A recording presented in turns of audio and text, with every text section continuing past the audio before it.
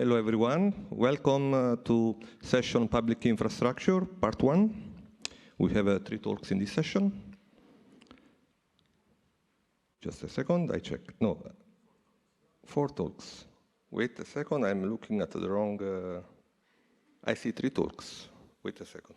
1, 2, 3? 1, 2, poster session. Poster session. Okay, that's fine. Okay. Okay, we start with the first talk.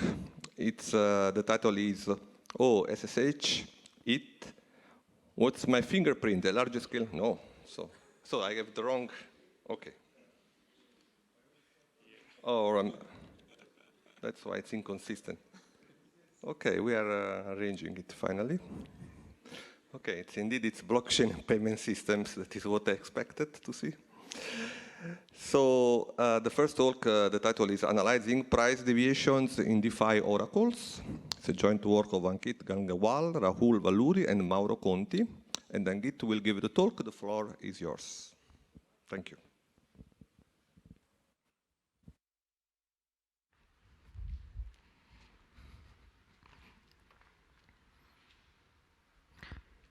Hello, everyone, and very good afternoon to all.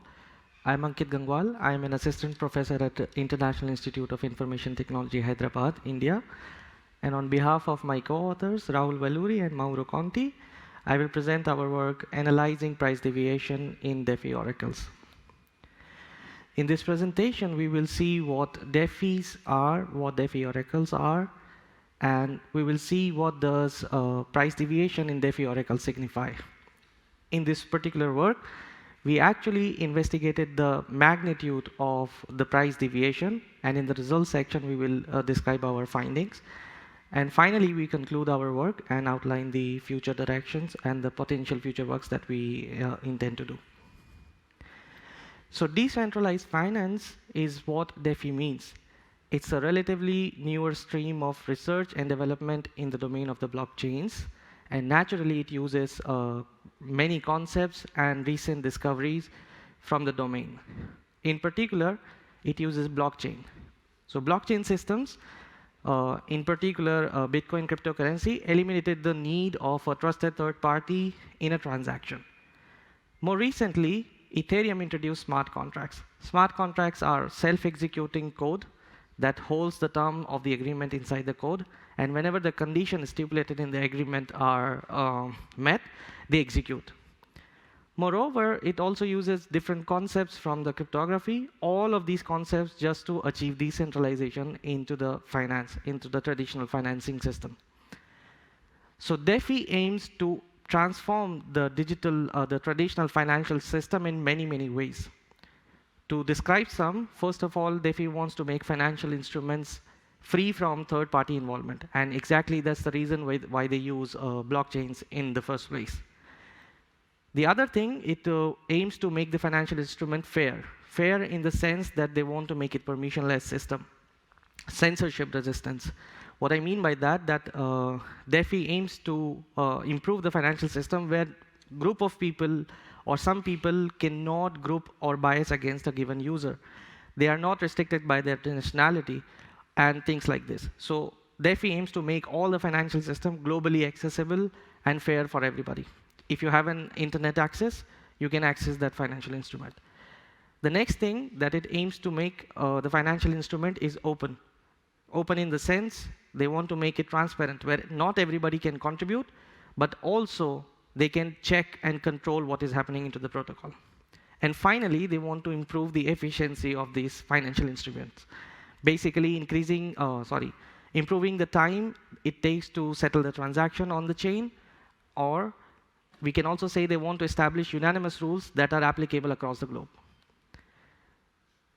Now, coming to the DeFi oracles, since DeFi protocols execute on blockchains, they naturally execute with the data which is already available on the chain. And since they execute on the chain, they do not have a direct access to the real-world data, the data which is off the chain. But what happens if we need this off-chain data? We naturally need an interface that connects the off-chain world to the on-chain world. And in that case, what we need is an interface, and that interface is called the DeFi oracles. But when I say this, what if we need the data, I do not answer the question, when do we really need this off-chain data? To give you the answer to that question, I'll put two scenarios in front of you, or rather I would say two examples. First is related to the security of the DeFi protocols themselves. So if we talk about DeFi protocols, themselves are, they can be attacked on the protocol level as well. For example, there could be attacks which are related to the market manipulation. There could be flash loan attacks and so on and so forth, which actually risk the protocol itself. And remember that when I say there are attacks which are specifically targeting these DeFi protocols, we are not including the execution stack of DeFi protocols, which includes smart contracts, EVM, and internet. And all of these components, they have their own attacks and scenarios which can jeopardize the entire execution stack. So in order to prevent this kind of attack, or in order to handle this kind of risk, we need to gain the confidence of the user. And we also need to gain the confidence of the investors. And if we just rely on some crypto assets, we are not really solving the problem of the confidence, because crypto assets are volatile. To circumvent this kind of scenario, DeFi protocols in general either collateralize or peg against the real world assets. When I say real world assets, it could be gold, it could be US dollars or European Union or Indian rupees. But even in that case, when we collateralize, again, a real world assets, we need real world data. The data which exists in the real world, for example, the exchange rate. In that scenario, we need an oracle that can feed this data from off the chain to on the chain. And this is where exactly we need oracles in the DeFi ecosystem. Another example is if you talk about dynamic NFT. What happens in a dynamic NFT is, I'll give you an example where there is a soccer player, and somebody created a NFT for this soccer player. And if this soccer player scores a hat trick in a particular game, its price value or the worth of this NFT should increase. But the goal was scored into the real world. And we need a reliable, error-free mechanism to transfer this real-world information on the chain. That's why we need an oracle which can do this thing for DeFi protocols. And this is the significance of DeFi oracles into the blockchain systems. So to summarize, what we can say is oracles are bridges. They bridge from assets off-chain price sources to on-chain DeFi protocols. So they are the bridge which handle this transaction or this information transfer. Now, this transfer may appear very simpler, where somebody just reads the value and puts the value on the chain. It's not really simpler. If we break down the architecture of the DeFi oracles, we find that there is ground truth, which is the reality or which is the data that we want to import on the chain. And then there are some data sources which are actually observing that source, that ground truth. So these data sources could be APIs, could be some human, could be some sensor, which is reading the ground truth value. And then from these sources, we need to feed the data on the chain. In practice, these data sources and these feeders are part of the same component. But for the clarity and for the simplicity here, we showed them two different components as data sources here, if you can see, and data feeders, but they are just part in the same component. When we have multiple feeders here in the system, we want to ensure that a faulty feeder or a feeder that is not behaving honestly or for any other error, we want to make sure that these feeders are selected appropriately. So for the data that is coming from multiple feeders, we want to select these feeders, we want to aggregate the result, and we want to resolve the dispute in case one feeder says, let's say, -1 and another feeder says +1. So we want to resolve these disputes as well. So in this pipeline, we have a component that is called the aggregator. And finally, after the data, when the data is aggregated, it is fed to the on-chain entity. So before we proceed to the next slide, what I would like to do is to simplify this scenario here. So we have data sources, we have oracles, which are data feeders, and we have aggregators. And after this point, the data is already on the chain. So there are 3 points where we can observe the data in the transit. And these 3 points are encircled, are shown as encircled numerals. That is 1 after the data sources, 2 after the oracles, and after the aggregators. In this particular work, we focused on Chainlink's Oracle network for ETH to USD pricing. The reason why we did so is that Chainlink is one of the most famous, I would say, or most preferred preferred platform where leading projects rely on. And moreover, when we looked at top 30 DeFi protocols or DeFi projects that need an Oracle, they directly rely on Oracle, Chainlink's Oracle. Secondly, ETH and ETH to USD is a very common price pair. That's why we focused on ETH to USD and not just something else. This is the reason why we chose Chainlink and ETH to USD. If we look at Chainlink's Oracle network, what we found was that there is one aggregator node at the time of the study, and it's also true for today. You can just check it in the link given below. And there are 31 Oracle nodes, and there are 7 plus 2 data sources. Why I did a grayish 2 here is because these 2 data sources prevented us from having the data, either by rate limiting us, or they wanted a paid subscription, a premium subscription to get the data. So we excluded these 2 data sources, but we considered the rest of the 7 data sources. Now, somebody may ask that why, if you excluded these 2 data sources, your reading may be, your observation may not be accurate. That is partly true because we are talking about decentralized system where nobody can take precedence over the other people, right? I mean, at least 50% of the people should collaborate and do something bad. But here we are talking about 2 against 7. So whatever values they may have, they may not influence the final value of the 7 data sources. And for the data retrieval, what we did is, for the aggregator and the Oracle node, we used the public contract address, which is publicly accessible on Chainlink's web page. And for the source nodes, we use their appropriate and dedicated APIs, and we fetch data between April to May 2022, roughly over 30 days, a month. And we query this system once in every 15 minutes.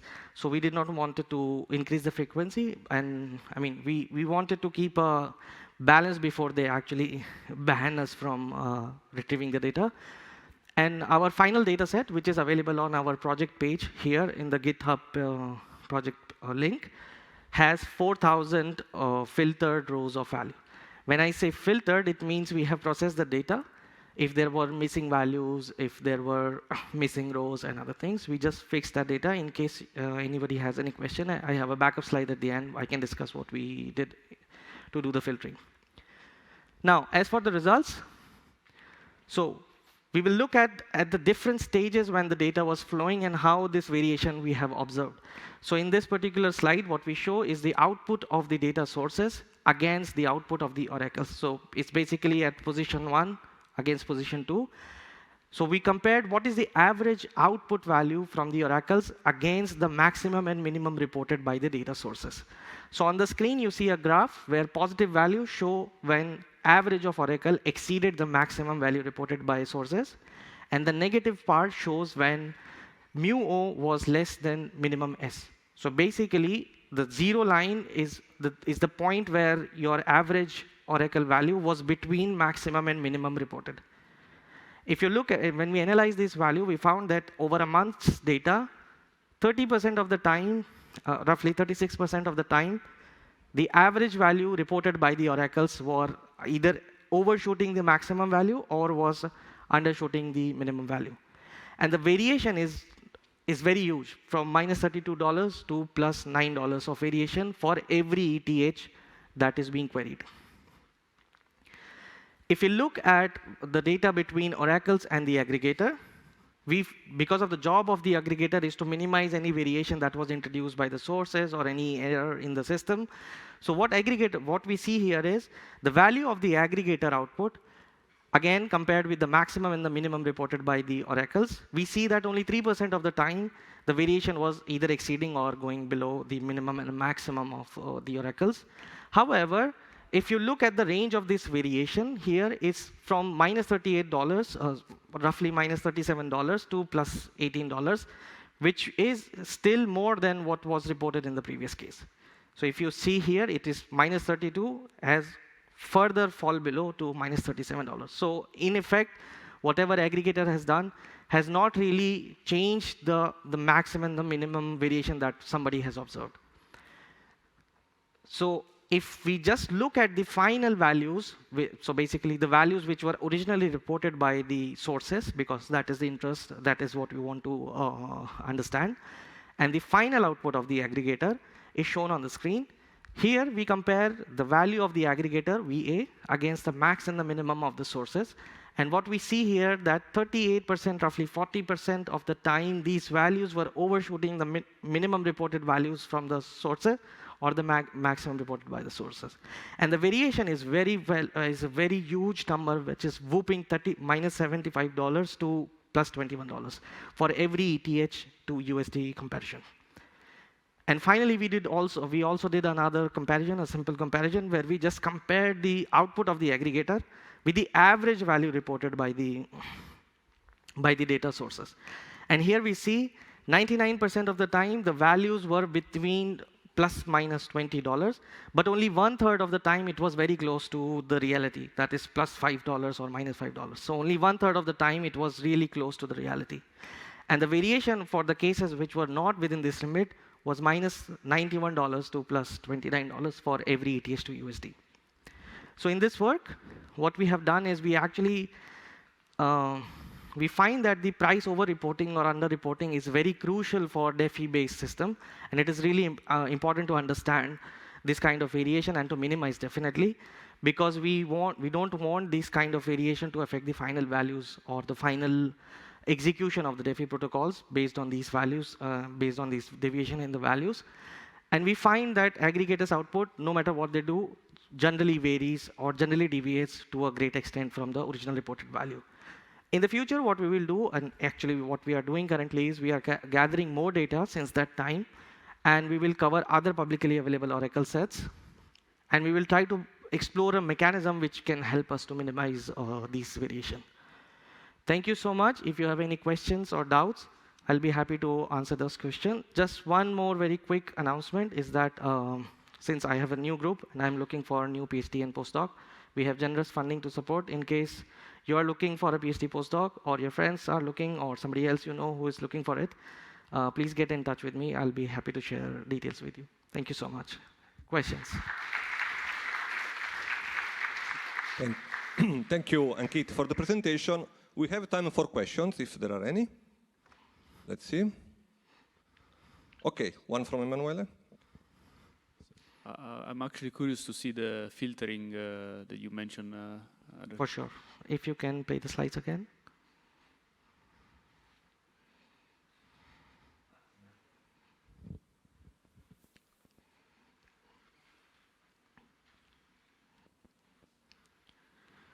So what we did here is like the data structure of our data collection. So we have one aggregator node reporting from Chainlink aggregate, 31 Oracle nodes, data sources, and the timestamp in the data set. Imagine what happens that one of the value is missing from one of the Oracle nodes. So let's say we did not get the value for chain layer because at the time of our query, it was not available. So what we did, we replaced the value from the chain layer, which is NA for the given instance. We replace it with the average value, which is reported by the other 30 nodes for the replacement. But imagine what happens if Chainlink aggregate value is not available. So the value cannot be replaced with something else, something like, let's say, running average. We did not do this thing.